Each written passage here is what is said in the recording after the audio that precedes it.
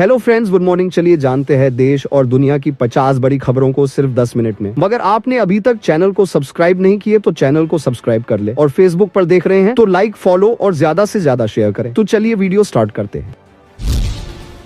उत्तर प्रदेश के अयोध्या जिले की मिल्कीपुर विधानसभा सीट के उपचुनाव के लिए आखिरकार बीजेपी ने अपने उम्मीदवार के नाम का ऐलान कर दिया है। बीजेपी ने चंद्रभान पासवान को प्रत्याशी बनाया है, जिनका मुकाबला सपा के अजीत प्रसाद से है। सपा और बीजेपी के बीच सीधा मुकाबला है। अयोध्या जिले की फैजाबाद लोकसभा सीट हारने के बाद बीजेपी मिल्कीपुर सीट को किसी भी सूरत में नहीं गंवाना चाहती है, जिसके लिए बीजेपी पूरी ताकत झोंक रही है। इसके बावजूद मिल्कीपुर सीट के उपचुनाव का ट्रेंड बीजेपी लिए सियासी टेंशन का सबब बना हुआ है। ऐसे में देखना है कि चंद्रभान पासवान क्या सियासी बाजी पलट पाएंगे। अयोध्या जिले की फैजाबाद से अवधेश प्रसाद के लोकसभा सांसद चुने जाने के बाद मिल्कीपुर विधानसभा सीट पर उपचुनाव हो रही है। अवधेश प्रसाद 2022 में मिल्कीपुर विधानसभा सीट से विधायक चुने गए थे। सपा ने मिल्कीपुर सीट पर अपना दबदबा बनाए रखने के लिए अवधेश प्रसाद के बेटे अजीत प्रसाद को उतारा है। तो बीजेपी ने 2022 में चुनाव लड़ने वाले बाबा गोरखनाथ की जगह चंद्रभान पासवान पर दांव खेला है। दोनों ही प्रत्याशी पासी समुदाय से हैं, जिसके चलते मुकाबला रोचक माना जा रहा।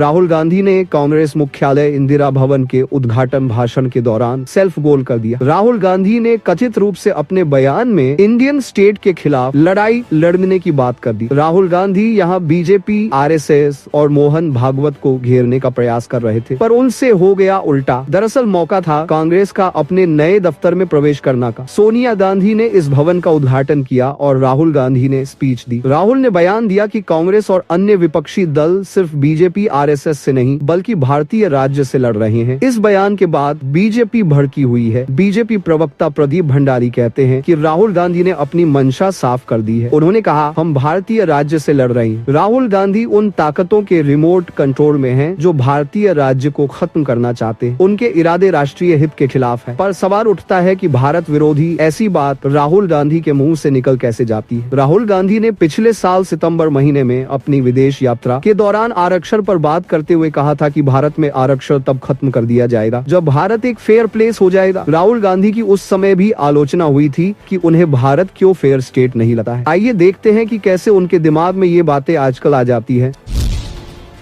अपनी मांगों के प्रति केंद्र सरकार के उदासीन रवैये की आलोचना करते हुए 111 किसानों के एक समूह ने अपने नेता जगजीत सिंह डल्लेवाल के साथ एकजुटता दिखाते हुए बुधवार को आमरण अनशन शुरू कर दिया। डल्लेवाल का अनिश्चितकालीन अनशन 51वें दिन भी जारी रहा। प्रदर्शनकारी किसानों ने डल्लेवाल के बिगड़ते स्वास्थ्य पर चिंता जताते हुए कहा कि लंबे समय तक अनशन करने के कारण 70 वर्षीय डल्लेवाल के कई अंगों के काम करना बंद करने का खतरा है। दरअसल संयुक्त किसान मोर्चा गैर राजनीतिक के संयोजक डल्लेवाल पिछले साल 26 नवंबर से पंजाब और हरियाणा के बीच खनौरी सीमा पर अनिश्चितकालीन भूख हड़ताल पर है। किसान अपनी फसलों के लिए न्यूनतम समर्थन मूल्य एमएसपी की कानूनी गारंटी सहित विभिन्न मांगों को लेकर प्रदर्शन कर रहे हैं। डल्लेवाल ने अपने अनशन के दौरान किसी भी तरह की चिकित्सा सहायता लेने से इनकार कर दिया है, जिससे उनकी तबीयत और खराब हो गई है। अब 111 किसानों के जत्थे ने भी आमरण अनशन शुरू किया है। हरियाणा पुलिस के साथ किसानों की सहमति बनी है। इसके तहत हरियाणा पुलिस द्वारा लगाई गई रस्सी के आगे किसान नहीं जाएंगे।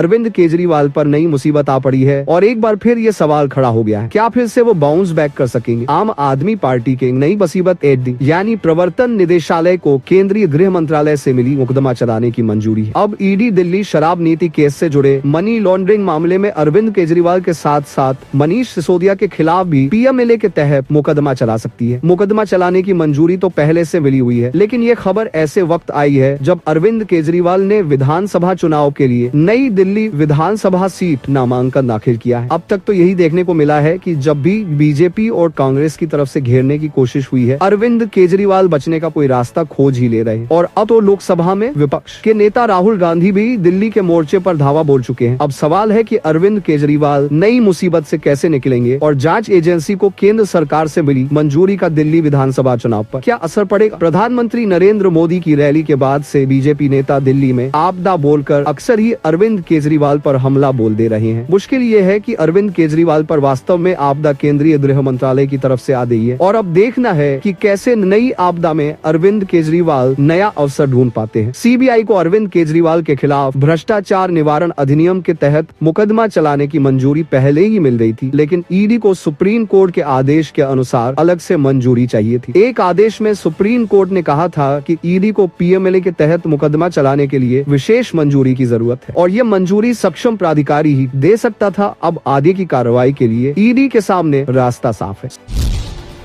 बंगाल में पिछले कुछ समय से टीएमसी के नेताओं के बीच अंदरूनी झगड़े की कई खबरें सामने आ रही हैं। ताजा मामला मालदा में टीएमसी के 2 नेताओं की हत्या का है, जहां हत्या के पीछे अंदरूनी संघर्ष को कारण माना जा रहा है। बुधवार को टीएमसी के शीर्ष नेता अभिषेक बनर्जी ने खुले तौर पर कहा कि 2 व्यक्तियों के बीच मतभेद उन्हें वह करने की अनुमति नहीं देते जो वे उचित समझते हैं। बनर्जी ने फाल्टा में कहा, जब कोई पार्टी बड़े पैमाने पर बन जाती है तो अंदरूनी मतभेद होते हैं, परिवारों में भी अंदरूनी मतभेद होते हैं। पार्टी के हजारों सदस्यों के साथ मतभेद होना सामान्य बात है। क्या कार्यस्थल पर कर्मचारियों के बीच मतभेद नहीं होते? लेकिन इससे किसी को भी अपनी मर्जी से कुछ भी करने की अनुमति नहीं मिलती। बनर्जी ने आगे कहा कि पार्टी ने हमेशा ऐसे लोगों के खिलाफ कार्रवाई की है जो पार्टी के अनुशासन का पालन नहीं करते हैं। उन्होंने कहा, प्रशासन भी आवश्यक कार्रवाई करता है। सीएम ममता बनर्जी ने अपना रुख स्पष्ट किया है। दुलाल सरकार हत्या मामले में पुलिस ने कार्रवाई की है और आरोपी को गिरफ्तार किया है। इसी के साथ अभिषेक बनर्जी ने यह संकेत देने की कोशिश की कि टीएमसी की पार्टी में किसी भी तरह के आपराधिक कृत्य या किसी भी गतिविधि के प्रति कोई सहिष्णुता नीति नहीं है। उन्होंने पार्टी नेताओं और कार्यकर्ताओं से आग्रह किया कि विनम्रता महत्वपूर्ण होनी चाहिए और अहंकार को बर्दाश्त नहीं किया जाएगा।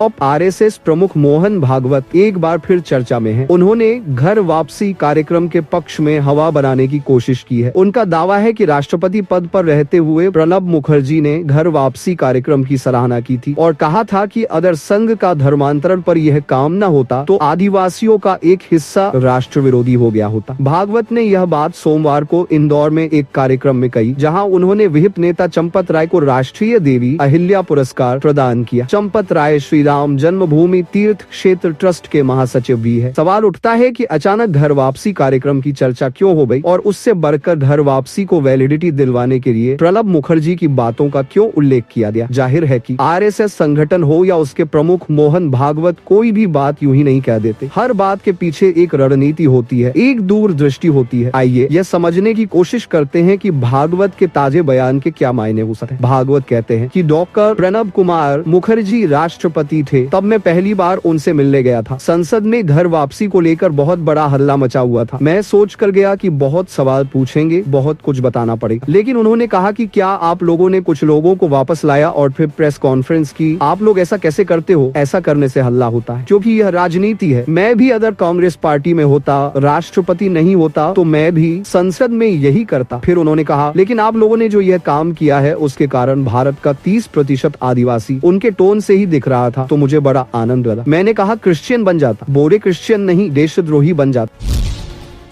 प्रधानमंत्री नरेंद्र मोदी ने नवी मुंबई के खारघर में इस्कॉन मंदिर का उद्घाटन किया। इस दौरान महाराष्ट्र के राज्यपाल सीपी राधाकृष्णन, मुख्यमंत्री देवेंद्र फडणवीस, डिप्टी सीएम एकनाथ शिंदे और भाजपा सांसद हेमा मालिनी भी उपस्थित थी। इस्कॉन मंदिर के उद्घाटन के बाद पीएम मोदी ने एक कार्यक्रम को संबोधित भी किया। उन्होंने बताया कि उनकी सरकार सेवा भावना के साथ काम कर रही है। कार्यक्रम को संबोधित करते हुए पीएम मोदी ने कहा, ज्ञान और भक्ति की इस महान भूमि पर इस्कॉन के प्रयास से श्री श्री राधा मदन मोहन जी मंदिर का उद्घाटन किया जा रहा है। यह मेरा सौभाग्य है कि मुझे इस दिव्य उद्घाटन में भूमिका निभाने का मौका मिल रहा है। मैं अभी देख रहा था कि श्री श्री राधा मदन मोहन जी मंदिर परिषद की जो रूपरेखा है, इस मंदिर के पीछे जो विचार है, इसका जो स्वरूप है, उसमें अध्यात्म और ज्ञान की संपूर्ण परंपरा के दर्शन होते हैं। मंदिर में ईश्वर के विविध स्वरूपों के दर्शन होते हैं। पीएम मोदी ने कहा, मुझे विश्वास है कि यह मंदिर परिसर आस्था के साथ साथ भारत की चेतना को भी समृद्ध करने का एक पुण्य केंद्र बनेगा। मैं इस पुनीत कार्य के लिए इस्कॉन के सभी संतों और सदस्यों को और महाराष्ट्र के लोगों को बहुत बहुत बधाई देता हूँ। आज इस मौके पर मुझे परम श्रद्धेय गोपाल कृष्ण गोस्वामी महाराज का भावुक स्मरण भी हो रहा है। इस प्रोजेक्ट में उनका विजन जुड़ा हुआ है। भगवान श्री कृष्ण के प्रति उनकी अगाध भक्ति का आशीर्वाद जुड़ा हुआ है। आज वो भौतिक शरीर से भले ही यहाँ न हो, लेकिन उनकी आध्यात्मिक उपस्थिति हम सब महसूस कर रहे हैं।